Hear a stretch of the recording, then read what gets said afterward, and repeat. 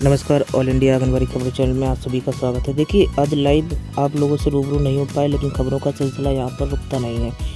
3 बड़ी खबरें हैं, तीनों खबरें आपकी महत्वपूर्ण होने वाली है। पहला आप लेटर जो देख रहे हैं, यह लेटर दरअसल आपको बता दें, जो भी कर्मियों की मान लीजिए ड्यूटी लगी निर्वाचन में, उस संबंध में है। और उत्तर प्रदेश सरकार की ओर से तीनों खबरें हम आपको बताने वाले हैं और तीनों ही महत्वपूर्ण है। चैनल को सब्सक्राइब जरूर कर लीजिए, पहली बार आए और बेल को दबा लीजिए ताकि आपको हर एक काम की खबर अपडेट मिलती रहे। और इसी के साथ ही कमेंट में कोई भी सुझाव है तो रखिए। देखिए कि विधानसभा सामान्य निर्वाचन 2022 में शिक्षा मित्र, महिला शिक्षा मित्र, रोजगार सहायक, अनुदेशक, आंगनबाड़ी कार्मिक व अन्य समकक्ष को मतदान कार्मिक के रूप में तैनात किए जाने के संबंध में यह पत्र है। इसका मतलब ये है कि जो जानकारी दी गई, इन सभी जो कर्मी चुनाव ड्यूटी में लगे हुए, जैसा कि हमने पहले ही आपको लाइव में बता दिया था कि चुनाव में आप लोगों की भी ड्यूटी लगेगी।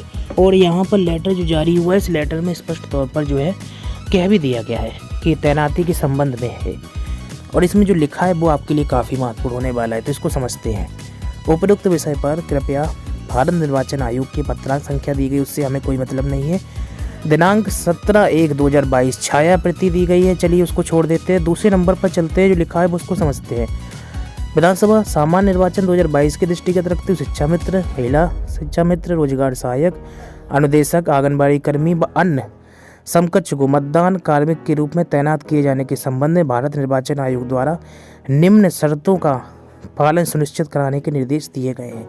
कुछ शर्तें जान लेते हैं। ऐसे कार्मिक की ड्यूटी संबंधित जनपद द्वारा केवल इस स्थिति में लगाई जाएगी जब जनपद द्वारा यह प्रमाणित किया जाए कि मंडलीय पूल से प्राप्त नियमित सरकारी कार्मिक को पूर्णतः यूटिलाइज कर लिया गया है। दूसरा नंबर है, जहां तक संभव हो उक्त कार्मिक को आरक्षित पूल में रखा जाएगा। तीसरा नंबर है, शिक्षा मित्रों को मतदान अधिकारी द्वितीय तथा अन्य कार्मिकों को केवल मतदान अधिकारी तृतीय के रूप में लगाया जाएगा। और आयोग से प्राप्त उक्त पत्र 17 जनवरी 2022 की छायाप्रति संलग्न कर भेजते हुए अनुरोध है कि कृपया तदनुसार कार्रवाई करें। यह विशेष अधिकारी जो है रमेश चंद्र राय, इनकी ओर से यह सभी जो है अधिकारियों को पत्र भेजा गया है। और 3 जो है यहाँ पर कॉलम दिए गए, इन 3 कॉलम के अनुसार ही जो है प्रदेश में जो है चुनाव ड्यूटियाँ लगाई जाएंगी, उस स्तर पर काम होगा। और चूँकि आंगनबाड़ी बहनें इसमें सम्मिलित थी, इसी कारण से हमने इस खबर को आपके लिए बताया है। चलिए दूसरी खबर जान लेते हैं क्या निकल कर आ रही। दूसरा लेटर भी हम आपको दिखाते हैं। ये भी आपको बता दें, मुख्य निर्वाचन अधिकारी उत्तर प्रदेश द्वारा जारी किया गया है। ये आपको बता दें कि इसमें एक महत्वपूर्ण जानकारी निकल कर आई है और बहुत ही राहत भरी बात भी जो है जिला निर्वाचन अधिकारी, समस्त जिला निर्वाचन अधिकारियों को जो उत्तर प्रदेश के पत्र भेजा गया है। जिला निर्वाचन अधिकारी का मतलब समझिए डीएम को भेजा गया है, ठीक है, तो इस बात को समझिए।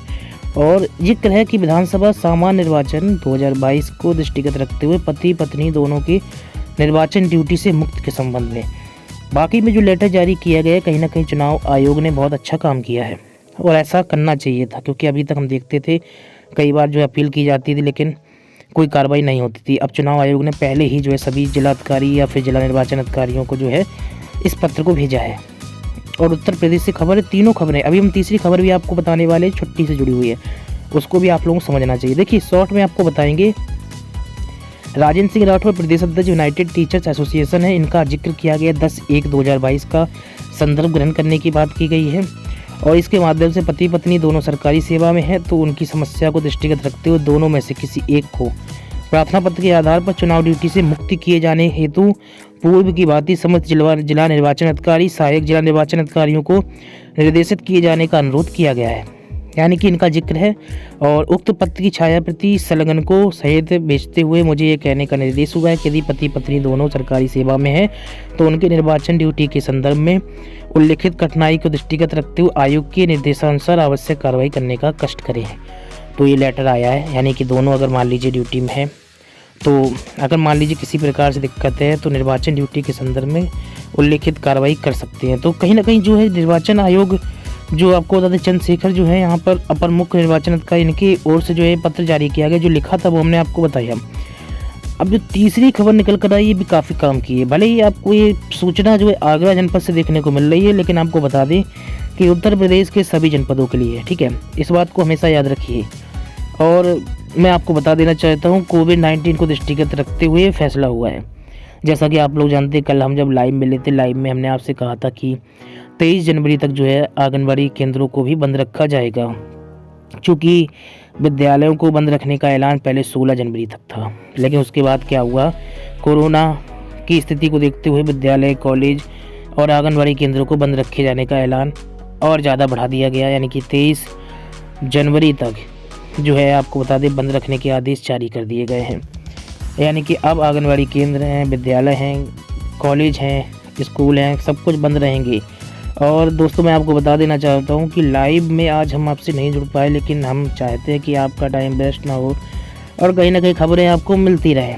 और आप लोगों के मैसेज में देख रहा हूँ कि सर आपके हालचाल कैसे हैं, क्या ठीक हैं, आप कोई दिक्कत, तो मैं आपको बता दूँ अभी थोड़ा सा मुझे जो है फ़ीवर वगैरह, इस कारण से लाइव रूबरू नहीं हो पाए। कोई बात नहीं, फ़ीवर थोड़ा सा ठीक हो जाएगा तो हम डेफिनेटली कल जो है आपके सामने होंगे लाइव में और कुछ खबरें लाएंगे, क्योंकि आज हमने आपसे वादा किया था कि आज हम जो है चुनाव से संबंधित यानी कि केंद्र सरकार की ओर से जो है बजट संबंधी जो है प्रस्तुत किया जाने वाला 1 फरवरी को, उससे संबंधित विशेष खबर लाने वाले, लेकिन हम क्यों नहीं ला पाए बाकी तो आपको बताइए, क्योंकि इस समय मौसम भी काफ़ी बदल रहा है, इस वजह से जो है आज लाइव भी रूबरू नहीं हो पाए। लेकिन मैं आपको बता दूं, और बजट संबंधी हमारी जो है जानकारी होती रहती है, जैसी जानकारी मिलती ज़्यादा वो हम आपको बताएंगे। चैनल को सब्सक्राइब जरूर कर लीजिए, बेल को दबा लीजिए, लाइक और शेयर जरूर कर दीजिए, कमेंट में कोई भी सवाल या सुझाव जरूर रखिए।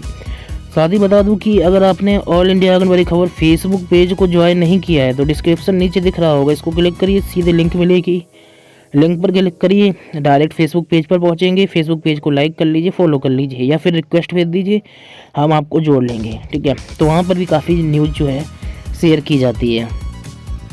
देखिए इसमें एक पत्र में जो जानकारी निकली है वो भी हम आपको बता देते हैं। उक्त अवधि में जो है आंगनबाड़ी कार्यकर्ताओं द्वारा केंद्रों को खोलकर अनुपूरक पुष्टाहार को प्राप्त किया जाएगा। यानी कि जैसे कि केंद्रों में जो पुष्टाहार आ रहा है तो वो हर बार की तरीके से कोई खास जो है जानकारी नहीं है, लेकिन पुष्टाहार को रखा जाएगा। यानी कि छुट्टी है तो पुष्टाहार नहीं रखा जाएगा, सब रखा जाएगा जो भी सामान आ रहा है। और कोविड-19 का प्रोटोकॉल का पालन होगा और टेक होम राशन का डोर टू डोर वितरण भी होगा। और इसी के साथ ही 23/1/2022 तक जनपद के समस्त, यानी कि आगरा का है तो जनपद लिखा है, वैसे मैं बता दूं उत्तर प्रदेश के सभी जनपदों के लिए खबर है, सभी जनपदों को जो है बंद रखा जाएगा। यानी कि सभी जनपदों के आंगनबाड़ी केंद्रों को छुट्टी के तहत जो है विद्यालय में जो है बच्चों को नहीं बुलाया जाएगा। कुल मिलाकर ये बड़ी खबर है, चूँकि हमने आपको पहले ही कहा था कि ऐसी जो है अपडेट हम आपको बताएंगे कल, तो आज हमने आपको बता दी। बाकी आपकी अपनी अपनी प्रतिक्रिया क्या है वो अपना कमेंट में रखिए। इसी के साथ ही मैं आपको बता दूं कल जब लाइव में जुड़ेंगे तो कुछ स्पेशल कवरेज हम लाएंगे जो आपको बता दें कहीं ना कहीं जो है बजट से जुड़ी होगी। चलिए बहुत बहुत धन्यवाद, नमस्कार।